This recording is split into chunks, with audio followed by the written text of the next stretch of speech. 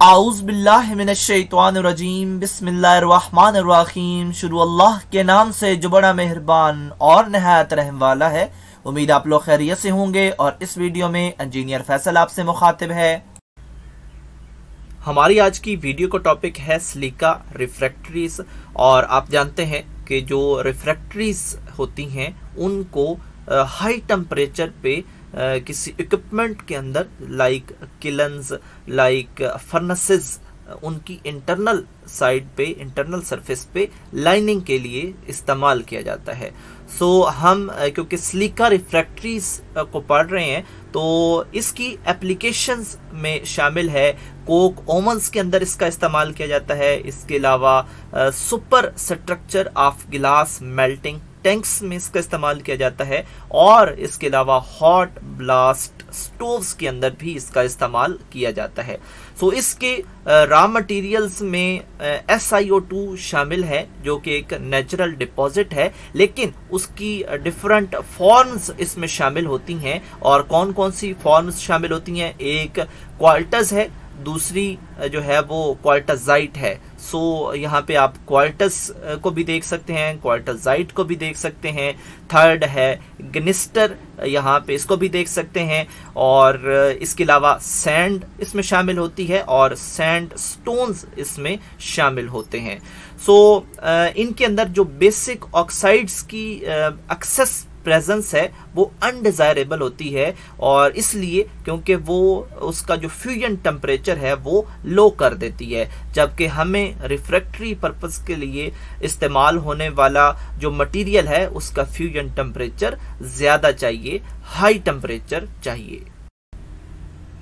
Great difficulty with silica refractories, इसमें कौन सी बड़ी प्रॉब्लम है? बड़ी प्रॉब्लम यह है कि जो सिलिका है ये सेवरल एलोट्रोपिक फॉर्म्स के अंदर मौजूद होती है।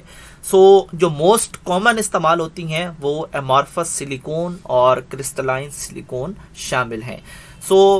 इनका प्रॉब्लम ये है कि ये जो मुख्तलिफ एलोट्रोपिक फॉर्म्स हैं ये डिफरेंट टेम्परेचर पे जाके स्टेबल होती हैं और इनकी स्पेसिफिक ग्रेविटी भी डिफरेंट होती है।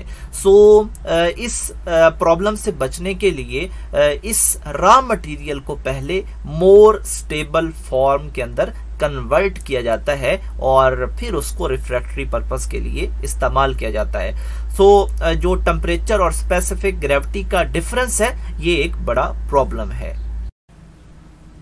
जैसा कि आप जान चुके हैं कि सिलिका की डिफरेंट एलोट्रोपिक्स फॉर्म्स हैं, उनके अंदर एक क्वार्टज भी शामिल है जिसको हम मैन मेड कहते हैं, यानी क्वार्टज को हम सिंथेटिकली तैयार करते हैं इंडस्ट्री के अंदर, और ये एक स्टेबल फॉर्म होती है और एटमॉस्फेरिक टेम्परेचर पे भी ये स्टेबल होती है। इसका मतलब है कि ये हार्ड होती है, इसके अंदर कोई क्लीवेज वगैरह नहीं होता जहाँ पे मॉइस्चर वगैरह इंटर हो सके। ये अपनी हार्डनेस की वजह से एटमॉस्फेरिक टेम्परेचर पे भी स्टेबल रहती है। इसके अलावा क्वार्टजाइट है जो कि नेचुरली फॉर्म में अवेलेबल होती है और इसको मोस्टली इस्तेमाल किया जाता है सिलिका ब्रिक्स बनाने के लिए और मेटलर्जिकल पर्पसेस के लिए। क्वार्टजाइट के अंदर 96 से 97% SiO2 शामिल होती है और सिलिका ब्रिक्स बनाने के लिए जो अल्कलीज शामिल होती हैं वो ग्रेटर देन 0.3% तक एक्सेप्टेबल हो सकती हैं। सुपर ड्यूटी ब्रिक्स के लिए जो अल्कलीज हैं वो ग्रेटर देन 0.5% तक हो सकती हैं और इनसे ज़्यादा अगर ये मौजूद होंगी तो वो इसकी रिफ्रैक्टरीनेस एबिलिटी को रिड्यूस करेंगी, क्योंकि ये एक इम्प्योरिटी है और इसलिए ये इसकी रिफ्रैक्टरीनेस को रिड्यूस करती हैं। जैसा कि आप जानते हैं कि सिलिका ग्रेन्स की सूरत में मौजूद होती है, इसके लिए फिर बाइंडिंग मटेरियल की ज़रूरत पड़ती है जो कि मिल्क ऑफ लाइम यानी CaOH टेकन ट्वाइस इस्तेमाल होता है। इसको एज आ मिनरलाइजर भी इस्तेमाल किया जाता है और इसके अलावा इसका एक और पर्पस भी है कि ये फॉर्मेशन करता है ट्राइडाइमाइट और क्रिस्टोबेलाइट की।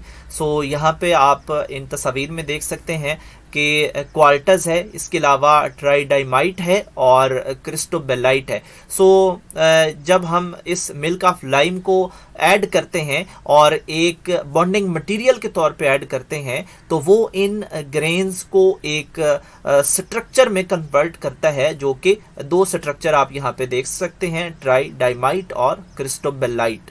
सो इसके अलावा भी इसके अंदर मिनरल्स शामिल की जाती हैं, जिसमें FeO है, बोरेक्स है, Mg है, Ba है, carbonates, fluorides, phosphates of lithium, sodium and potassium को ऐड किया जाता है इनके रॉ मटेरियल्स में अगर हमने सिलिका ब्रिक्स बनानी है।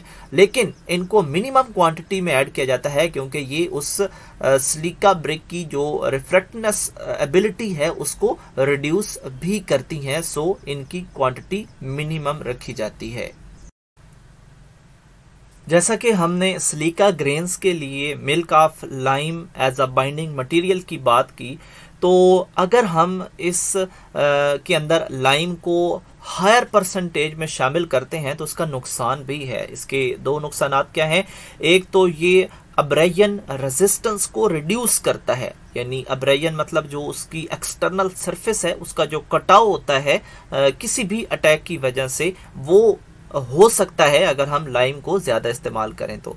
सो ये नहीं होना चाहिए, अब्रेजन नहीं होनी चाहिए रिफ्रैक्टरी ब्रिक्स के अंदर। सो इसके अलावा जो सिलिका ब्रिक्स की स्ट्रेंथ है उसको भी ये रिड्यूस करता है। So to get a brick with improved mechanical strength, तो फिर हम क्या करें? हम फिर सेलुलोज सल्फाइड लाई को इस्तेमाल करते हैं और इसको एज अ बाइंडर इस्तेमाल करते हैं, और इसके अलावा तार, गम या मोलेसिस को भी इस्तेमाल किया जा सकता है। सो जिरकोन को भी अगर इसमें शामिल किया जाए तो वो जो स्लेग अटैक होता है उससे जो है वो रेजिस्टेंस पेश करती है उसके नतीजे में, और जो रिफ्रैक्टरी ब्रिक्स होती हैं उनको जो है वो स्टेबल रखती है।